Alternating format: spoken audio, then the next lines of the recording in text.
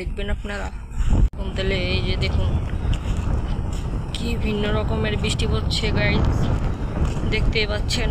আমরা যে বাতাস পরিমাণ আমরা হাঁটতেই পাচ্ছি না গাইস। আমাদের পাশে থাকবেন, লাইক ফলোয়ার সব দিবেন, আমরা আপনাদের পাশে থাকবো। Good bye.